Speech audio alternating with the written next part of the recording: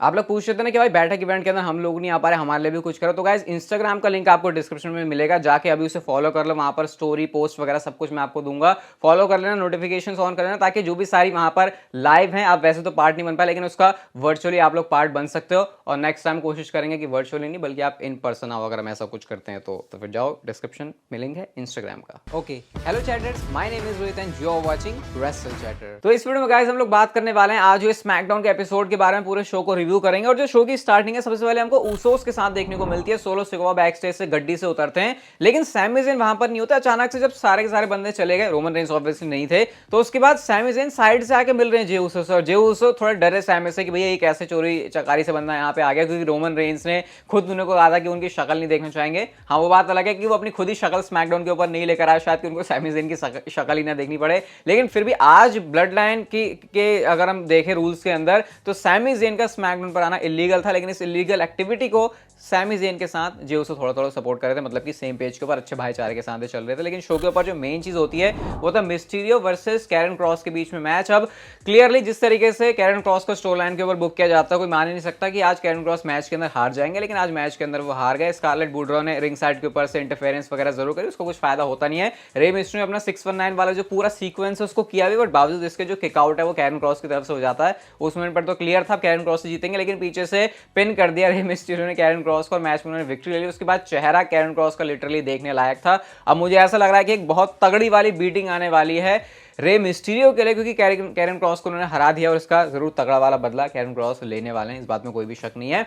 Next चीज show के ऊपर थी, और शायद ये शो की सबसे बेस्ट चीज है, या सेकंड बेस्ट, या फिर हो सकता है आपके लिए बेस्ट हो। ऑस्टिन थ्योरी रिंग के अंदर आते हैं बीच में, अपनी चैंपियनशिप लेके टीज किया उन्होंने जॉन सीना के साथ, वो मैच होने वाला है उनका, क्योंकि उन्होंने कहा द चैंप इज हियर, और ये बात जॉन सीना ही कहते हैं। इसके बाद क्या होता है, न्यू डे आकर उनको इंटरप्ट करती है। बेसिकली रॉयल रंबल के जो भी सारे पार्टिसिपेंट्स होने वाले हैं वो अपनी दावेदारी ठोक रहे हैं कि वो क्यों मैच को जीतेंगे। यहाँ पर एक्जेवियर वुड्स ने कहा था, नहीं कोफी ने कहा था कि उनको दो ही ऑस्टिन पसंद है, एक तो ऑस्टिन क्रीड जो कि इनका नाम है एक्जेवियर वुड्स का रियल वाला, और स्टोन कोल्ड स्टीव ऑस्टिन। तो ये थोड़ा सा फनी वाली चीज़ उन्होंने ऐड करी। मिज यहाँ पर आते हैं और वो ऑस्टिन से कहते हैं भाई जब तो अपनी प्यूबर्टी हिट कर रहा था ना, तब से मैं रॉयल रंबल के अंदर पार्टिसिपेंट बन के आ रहा हूं। उसके बाद ये सारे आपस में लड़ने लगे। बॉबी लैशली का थीम सॉन्ग प्ले हुआ, बॉबी लैशली ने सबको चित कर दिया। माइक पर वो आते हैं और कहते हैं कि ब्रॉक लेसनर ने मेरा मैच तो स्पॉइल कर दिया, अब मैं सबको जो है तोड़ूंगा फोड़ूंगा रॉयल रंबल के अंदर। इतने में पीछे से ब्रॉक लेसनर बैरिकेड फांदते हुए आए, रिंग के अंदर घुसे और फिर से उन्होंने F5 ठोक दिया बॉबी लैशली को।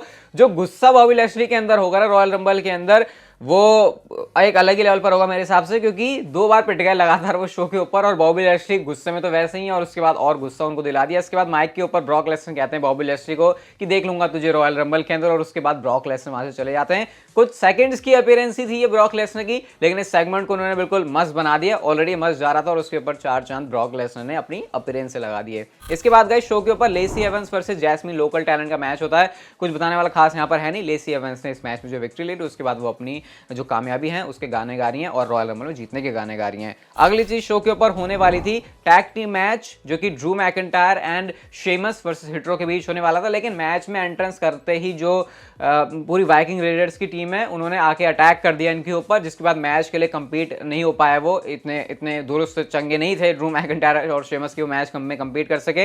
हिट्रो को लग रहा है कि अब वो जीत गए हैं, अब वो आगे एडवांस कर जाएंगे, लेकिन नई टीम इंट्रोड्यूस होती है यहाँ पर, ब्रॉन स्ट्रोमैन एंड रिकोशे की। और ना सिर्फ टीम इंट्रोड्यूस हुई है, बल्कि भाई आज ब्रॉन स्ट्रोमैन एंड रिकोशे ने इस मैच को जीत भी लिया और इस टूर्नामेंट के अंदर वो आगे बढ़ गए हैं। तो ये काफी एक इंटरेस्टिंग एडिशन था मेरे ख्याल से। ड्रू मैकिंटायर और शेमस को हटाने का यही रीजन है कि WWE उनके ऊपर चैंपियनशिप नहीं देना चाहती होगी, तो उनको लगा कि उनको टूर्नामेंट से गायब कर दो और साइड से सरका दो। अब मेरे ख्याल से दोनों सुपरस्टार क्योंकि रॉयल रंबल के अंदर उतर रहे हैं, तो ऐसे में हो सकता है कि ये जो टैग टीम वाला इनकी कहानी चल रही है वो यहाँ से एंड हो जाए, क्योंकि WWE इंडिविजुअल सुपरस्टार के तौर पर मेरे ख्याल से ड्रू मैकिंटायर और शेमस को इससे बेटर बुक कर सकती है। इनकी फुल पोटेंशियल पर शायद नहीं जा पा रहे टैग टीम में लगातार काम करते हुए।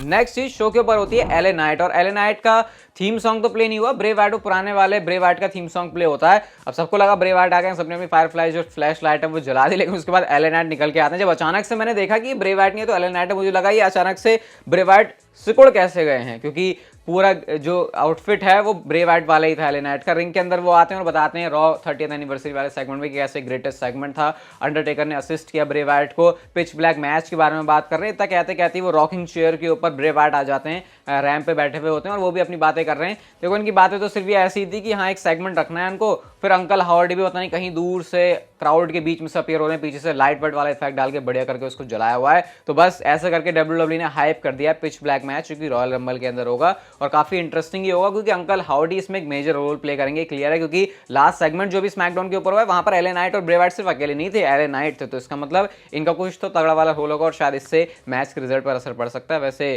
खैर प्रेडिक्शन वीडियो के अंदर आएंगे जो अभी मैं इससे बात चैनल के ऊपर डालूंगा, दिन में आ जाएगी, तो उसके लिए भी चैनल से चिपके रहना। नेक्स्ट चीज शो के ऊपर होती है लेगार्डो डेल फैंटास्मा वर्सेस इंपीरियम के बीच में मैच। ये भी टूर्नामेंट के अंदर ही था।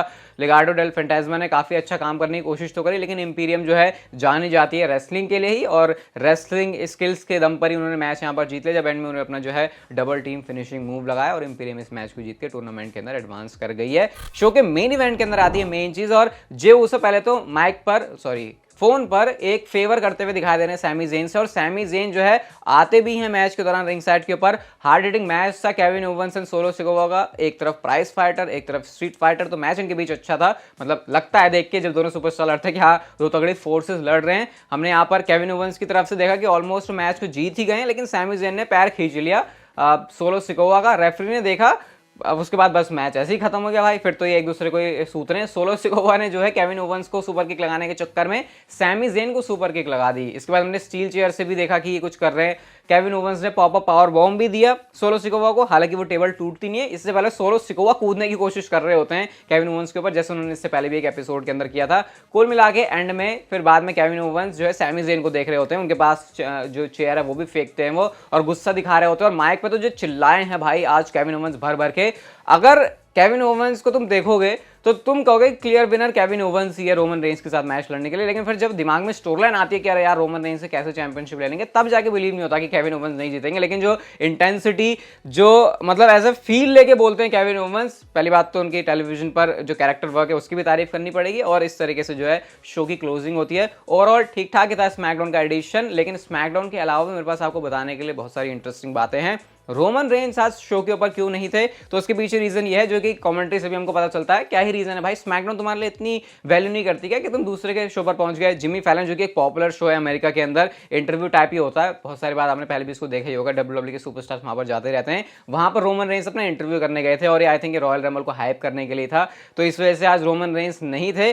और एक इंटरेस्टिंग चीज जो हुई है रॉयल रंबल पे, तो गाइस ये आप लोग पिक्चर देख सकते हो अपनी स्क्रीन के ऊपर, यह रेसलमेनिया गोज हॉलीवुड का साइन जो कि इस समय टंग चुका है सैन एंटोनियो के अंदर, जहां पे रॉयल रंबल होने वाली है। तो जो हाइप है, अब जो कह सकते हैं जो सारा फील है वो शुरू हो चुका है। रेसलमेनिया का साइन टंग गया, अभी रॉयल रंबल से शुरू हुआ, आने वाले रेसलमेनिया के सारे जो एपिसोड्स होने वाले हैं रॉ स्मैकडाउन सारे प्रीमियम लाइव इवेंट्स के, सब में आपको ये जो साइन है वो देखने को मिलेगा। अच्छी तरीके से मैं कह सकता हूँ स्मैकडाउन का एडिशन पैकेज के जितना WWE के पास था रोमन रेंस होता शो के ऊपर, तो शायद देखने में और मजा आता। हाँ लेकिन कह सकते हैं अब तक जितने भी शोज हुए हैं, जो भी सारी चीजें हैं, हाइप अब रॉयल रंबल के लिए हो गई है, और अब सीधा है WWE का royal rumble premium live event. Instagram को गाइस डिस्क्रिप्शन में जाकर जरूर फॉलो कर लेना ताकि आपको बैठक के बारे में सारी चीजें पता चलती रहे। ये वीडियो गाइस अगर आपको अच्छी लगी तो like share subscribe notification bell को ऑन कर दो, and see you guys in my next video.